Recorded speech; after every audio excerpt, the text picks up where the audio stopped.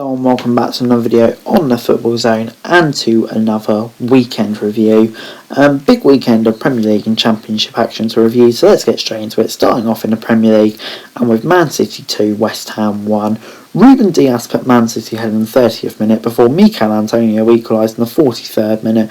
Stones got the winner in the 68th minute, and it wasn't City's best performance, but even against the West Ham side who are really good this season, they still got over the line. That says a lot.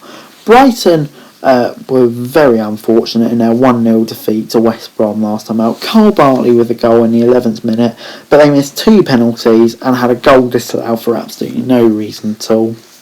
Lee Mason's disaster class, and yeah, they must still be looking for their shoulders now. Just a 3-point gap. They must be starting to get worried. West Brom, a huge win for them, but to be honest, I don't think it will make too much difference in their fight to stay in the Premier League. Leeds 0, Aston Villa 1 was the score at Elland Road. El Ghazi with a goal in the 5th minute, and that was enough really. Leeds huffed and puffed, but in the end they just didn't really look like getting an equaliser, if we're being brutally honest. It's unlikely to make a difference to Leeds, if we're being honest. They're just mid-table team at the moment. I can't see them going up and down. Villa, big win in their hopes of making Europe. Newcastle 1, Wolves 1 was the score at St James's Park. Jamal Lascelles gave Newcastle a deserved lead in the 52nd minute before Ruben Neves in the 73rd minute sealed the win. Equalised for Wolves. Don't know why I thought Ruben Neves played for Newcastle.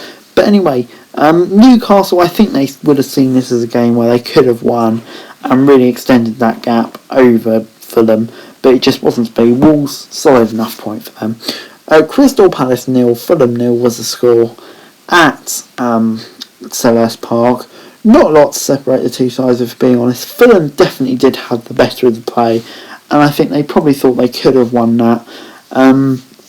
But yeah, in the end, I think if it was a game of handball or whatever, you'd say it was 1.5, 1 if it could be, or whatever. So yeah, it was just one of those sorts of games. But Fulham, they still probably need wins. Leicester 1, Arsenal 3 was the score at the King Power. Yuri Tillemans was the goal in the 6th minute for Leicester, but David Luiz, Alexander Lacazette and Pepe with the goals for Arsenal. William was outstanding here. I know he gets a lot of stink, but he was outstanding. With a crucial win for Arsenal, intense. They just need to keep on getting wins, and you never know, they could still get into Europe. As for Leicester, they were nowhere near their best, and they can't have these results. They want to get in the top 4. But anyway, Tottenham 4, Burnley 0 was the score at Tottenham's new ground. Gareth Bale, Harry Kane, Lucas and Bale again with the goals for Tottenham, and boy oh boy, what a delight it is to see Gareth Bale back to his best. He's had a tough time recently, but yeah, when he's on it, I'm going to say he's probably one of the best players in the world.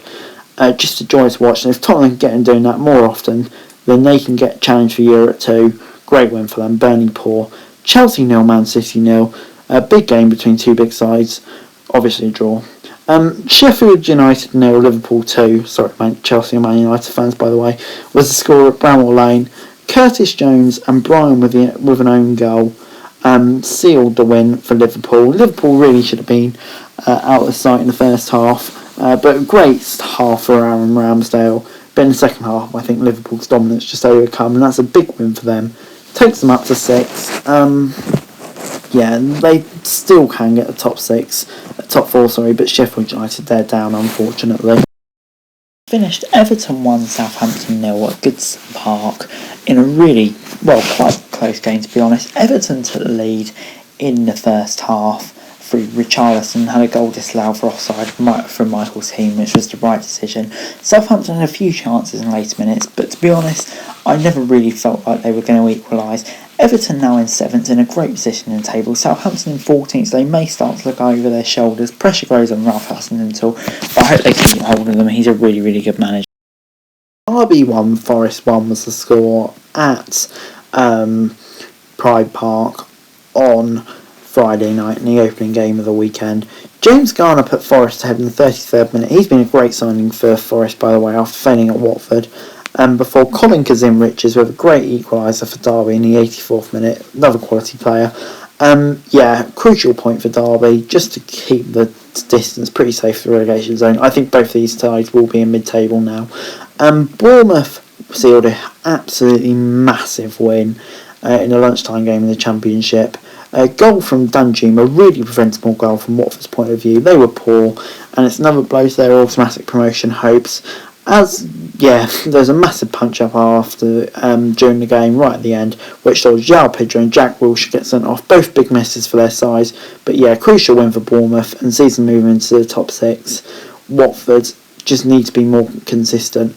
Barnsley 2, Millwall 1 was the score at Oakwell. Cooley Woodrow in the second minute gave Barnsley a flyer, but Mason Bennett equalised in the 6th minute to draw Millwall level. Heelick in the 59th minute. Surprised it took this long, to be honest. Barnsley were just absolutely dominant. I really am surprised it took that long. Barnsley, they're just outstanding. Keep doing what they're doing at the moment, and they'll be in the past, no doubt. Who'd have thought that when Strober left? But Birmingham sealed probably even bigger win for them. 2-1 win over QPR. Birmingham went behind though, 44th minute, after pretty much dominating QPR in the first half. Charlie Austin with a goal before Pedersen and Halilovic in the 80th minute sealed a massive win for Birmingham, and they are looking fairly secure now in staying up, which is huge for them. QPR, they went on a good run, but I think they're mid-table now. Blackburn 1, Coventry 1 was the score at Blackburn. I've forgotten what the ground's called now. But Ben Brereton, Ewood Park, that's it. Ben Brereton put Blackburn ahead in the 27th minute before James equalised in the 50th minute for Coventry. Coventry had a player sent off in the 83rd minute, but Blackburn couldn't make it count. I think it just sums up their form at the moment. Really disappointing. They're not going to make the playoffs. Coventry, I think they're still pretty safe. Brentford 2, Stoke 1 was the score at Brentford's new ground. Brown gave Stoke a flyer in the first minute and gave them a 1-0 lead before Jan out with a peach of a goal in the 56th minute, and Tony in the 79th minute gave Brentford a 2-1 win, and what a crucial win that was, with Swansea slipping up. As for Stoke, it does seem like their season's fading away. They'll be disappointed not to win, I think they're mid-table now. Luton 3, Sheffield Wednesday 2 was the score at Kenilworth Road in a crazy game. Josh Windass Brace gave Sheffield Wednesday a 2-0 lead at half-time before goals from Naismith, Tunnicliffe and Adebayo gave Luton an incredible win. And you just wonder what that will do to the confidence of Sheffield Wednesday. Absolutely shatter it, I imagine. And it's looking like a long way back to survive now for them. But Middlesbrough 1, Cardiff 1 was the score at the Riverside. Sean Morrison gave Cardiff the lead in the 37th minute before Paddy McNair equalised 8 minutes from time. Middlesbrough will be disappointed they didn't win this. They were by far the best team. Cardiff had the lowest XG in the Championship this week, 0.17. So I think that kind of just sums up. It wasn't the best performance from them, but I think they'll still be happy enough with a point. But they do probably still need to win a few more games to reach the playoffs.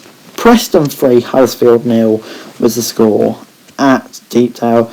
Potts, Evans and Sinclair were the goals for Preston.